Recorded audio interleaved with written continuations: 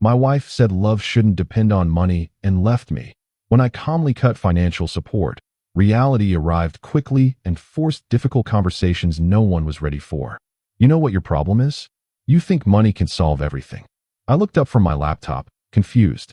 My wife stood in the doorway of my home office, arms crossed, face flushed with anger I hadn't seen coming.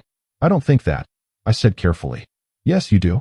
You throw money at problems instead of actually being present, instead of actually caring. I closed my laptop. We've been married for 6 years.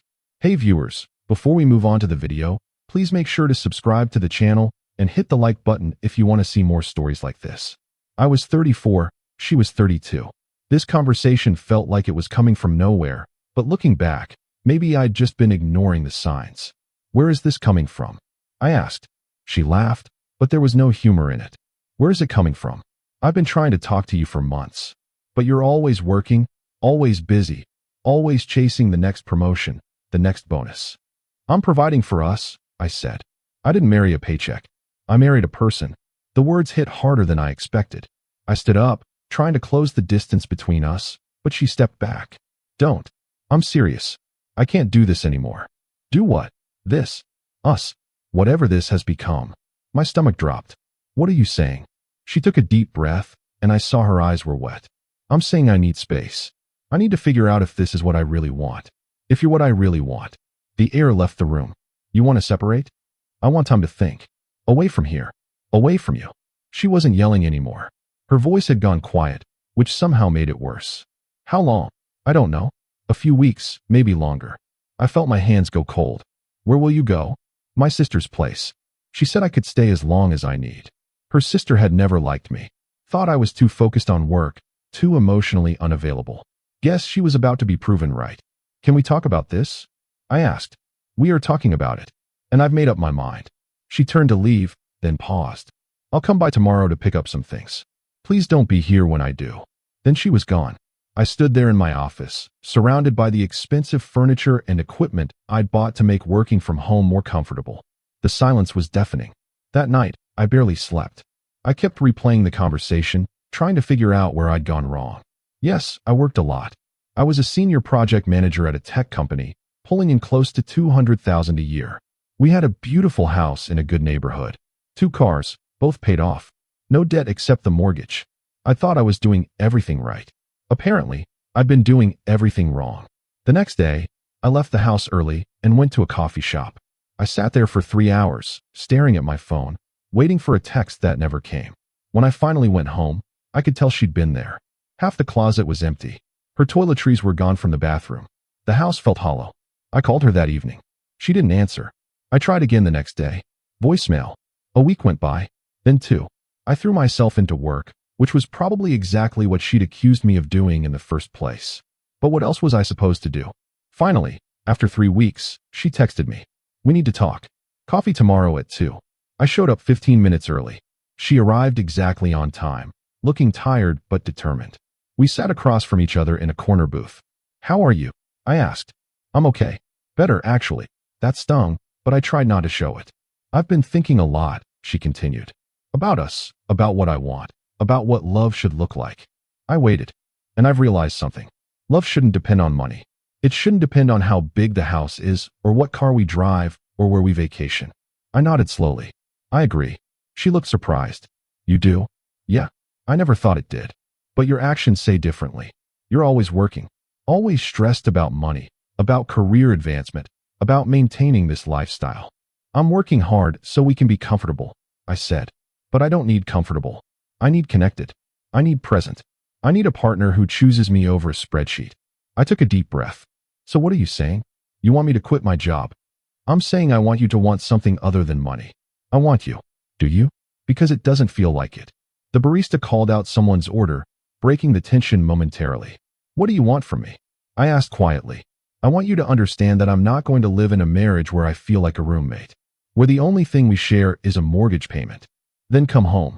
We'll work on it. She shook her head. It's not that simple. Why not? She looked down at her coffee.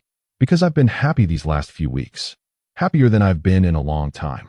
The words were a knife. Without me. Without the pressure.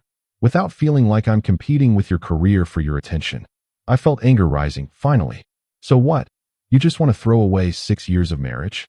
Just like that. I want you to fight for this. But not with money. With effort. With change. What kind of change? I don't know yet. That's what I'm trying to figure out. I leaned back in my chair. You know what? Fine. She blinked. What? Fine. You want space? You've got it. You want to figure things out? Go ahead. But I'm done chasing you. I'm not asking you to chase me. Aren't you? You leave. You ignore my calls. You finally agree to meet and tell me you're happier without me. What am I supposed to do with that? She looked genuinely caught off guard. I thought you'd want to fix this. I do. But I can't fix it alone. And I'm not going to beg. I stood up. When you figure out what you actually want, let me know. I walked out before she could respond.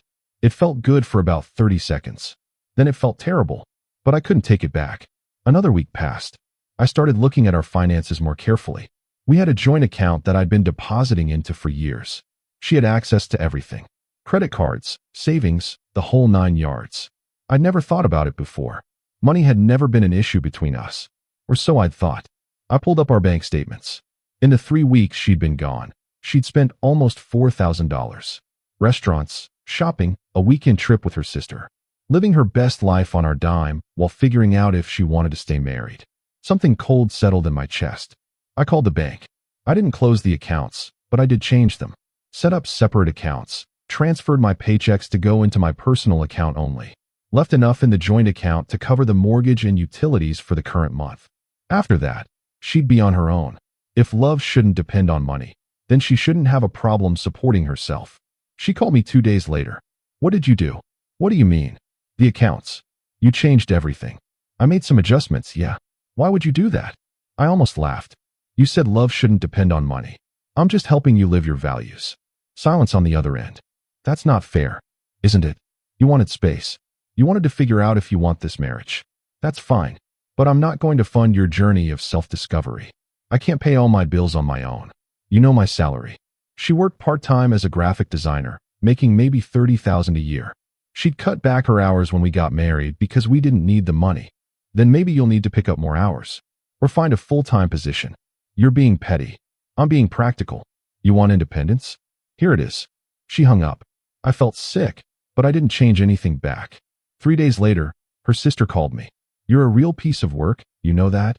Nice to hear from you too. She's your wife. You can't just cut her off financially. She left me. She can come back anytime. That's not how marriage works. Really? Because she seems to think marriage works by taking everything you want and giving nothing back. She gave you 6 years. And I gave her 6 years, a house, a lifestyle, and apparently none of it mattered because I worked too much. The sister sighed. You're both being stubborn. Maybe. But I'm done being the only one trying. She hung up without saying goodbye. I went back to work. Threw myself into a new project. Stayed at the office until 8, 9, sometimes 10 at night. Exactly what my wife had accused me of doing. But now I was doing it because I had nothing to go home to. 2 weeks went by. The mortgage came due. I paid it from my personal account, but I didn't tell her. The utilities were on auto pay from the joint account, which was basically empty now. They got shut off. I got a call from my wife, screaming. The power's off. The water's off. What is wrong with you? Did you pay the bills? How am I supposed to pay them? You took away all the money. I left money in the joint account for this month's bills. You spent it. Silence. On what? I asked, even though I knew. That's none of your business. It's absolutely my business when you're living in my house. Our house. Which I'm paying for. Alone. While you're out living your best life, trying to figure out if you even want to be married. I could hear her breathing hard. Turn the utilities back on. Come home, and we'll talk about it. Fuck you. She hung up.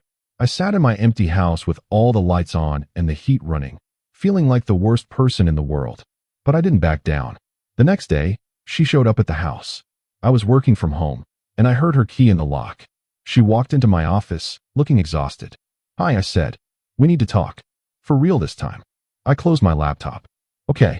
She sat down across from me, and I saw that she'd been crying. This is a mess, she said. Yeah. I didn't want it to be like this. What did you want it to be like? She rubbed her face. I wanted you to realize what you were losing. I wanted you to fight for me, for us. By leaving, by showing you that I'm serious. That I can't live like we've been living. I leaned forward. And I am serious too. You said love shouldn't depend on money. So I removed money from the equation. That's not what I meant. Then what did you mean?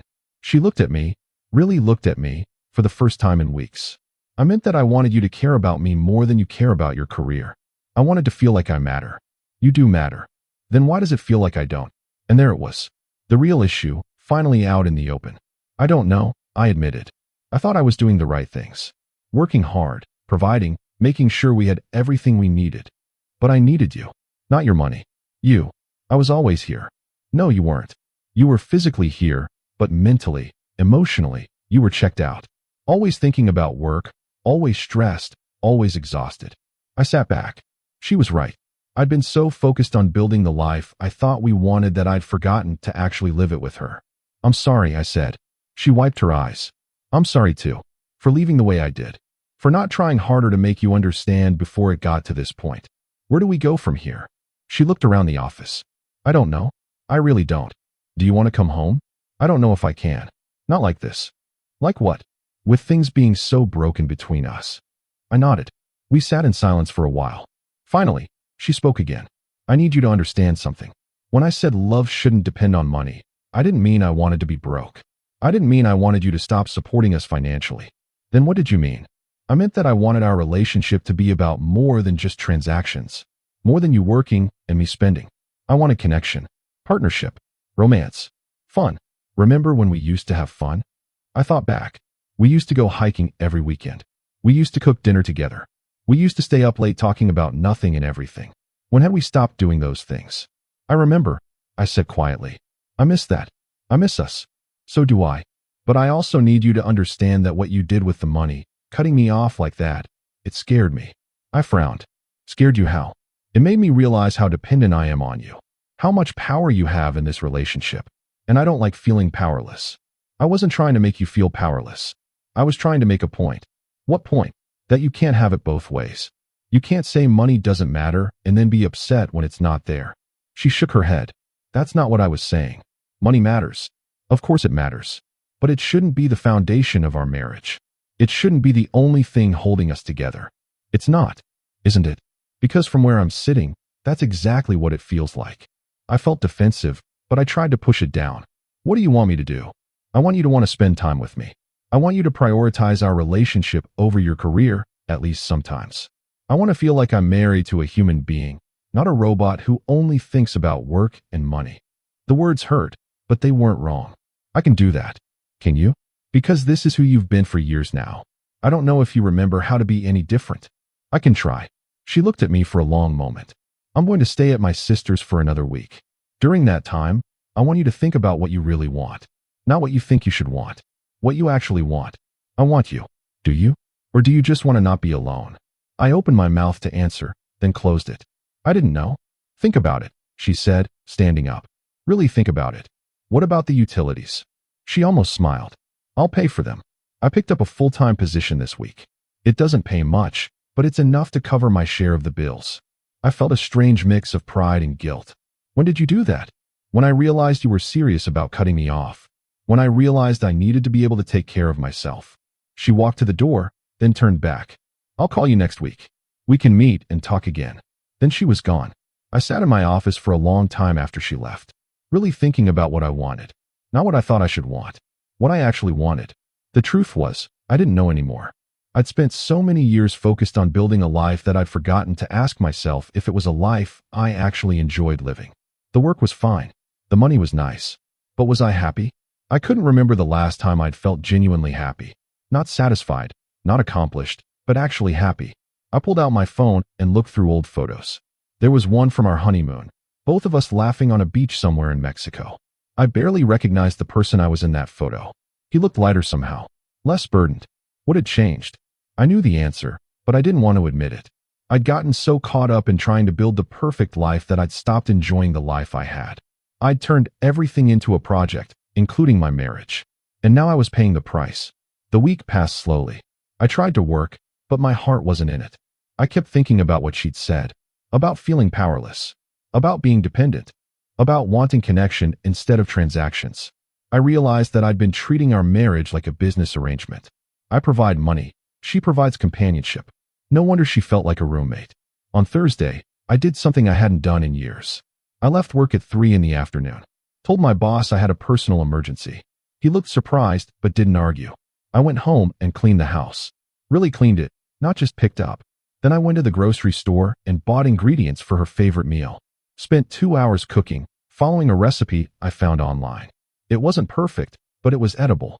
I set the table with our good dishes, the ones we only used for holidays. Lit some candles.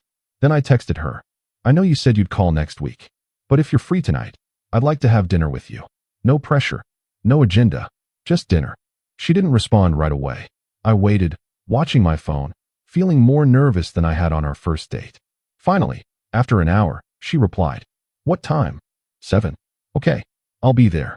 I spent the next hour anxiously checking everything. Was the food still warm? Were the candles too much?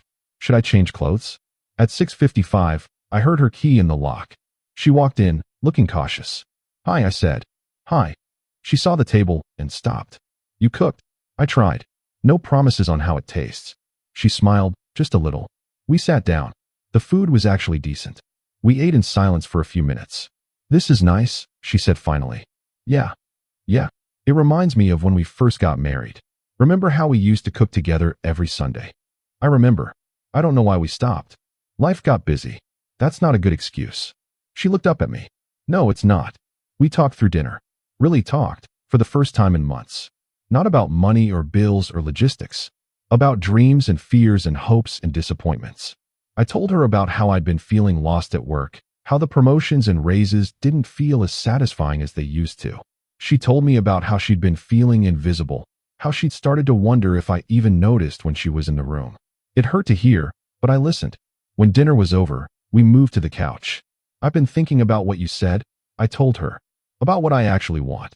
And I want to be happy. I want to enjoy my life. I want to spend time with my wife doing things that matter to us. What about work? Work is work. It pays the bills. But it's not my life. Or at least, it shouldn't be. She was quiet for a moment. I picked up the full-time job because I was angry. Because I wanted to prove I could take care of myself.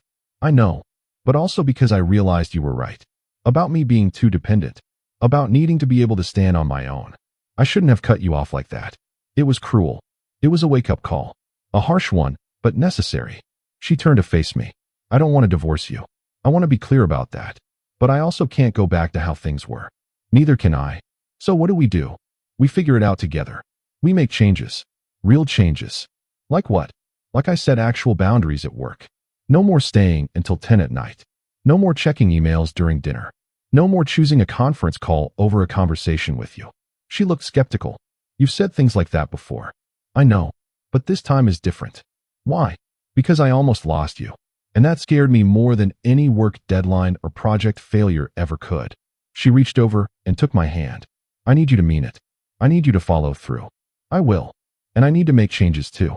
I need to stop expecting you to read my mind. I need to actually tell you when I'm unhappy instead of letting it build up until I explode. Deal. We sat there holding hands, and for the first time in weeks, I felt hopeful. Can I come home? She asked quietly. This is your home. You never had to leave. I know, but I needed to. For both of us. Are you ready to come back? I think so. If you're ready to have me back. I am. She leaned her head on my shoulder. This is going to take work. Real work. I know. We might need counseling. That's fine. And you have to mean it about setting boundaries at work. Because if things go back to how they were, I can't do this again. I understand. We sat there for a while longer. Eventually, she went to her sister's place to pack up her things. She came back the next morning with 2 suitcases and a determined look on her face. Okay, she said. Let's do this. The next few months weren't easy. We did go to counseling, which was uncomfortable and necessary. I did set boundaries at work, which my boss didn't love but eventually accepted. I started working from home less and being present more. We started cooking together again on Sundays. We went hiking. We stayed up late talking. She kept her full-time job, which she actually enjoyed. Said it felt good to have her own income, her own professional identity. I supported that, encouraged it, even when it meant we had less time together. Because it wasn't about time. It was about quality, about intention, about choosing each other every day. 6 months after she came home, we were sitting on the back porch watching the sunset. Do you think we're going to make it? She asked. Yeah, I do. Why? Because we're both willing to do the work. Because we're both still here. She smiled. I'm glad I came back. Me too. But I'm also glad I left. I think we needed that. Needed what? To break. To fall apart. So we could figure out how to put ourselves back together the right way. I thought about that. She was right. The separation had been painful, but it had also been clarifying. It had forced us both to confront things we'd been avoiding. It had shown us what we really valued, what we really needed. And in a strange way, it had made us stronger. Not because we'd survived it, but because we'd learned from it. I love you, I said. I love you too. But love isn't enough, is it? No. It takes more than that. It takes work. It takes commitment. It takes honesty. It takes forgiveness. She nodded. It takes all of that and more. We sat in comfortable silence. The sun disappeared below the horizon. The air got cooler. But neither of us moved. Because we were exactly where we wanted to be. Finally,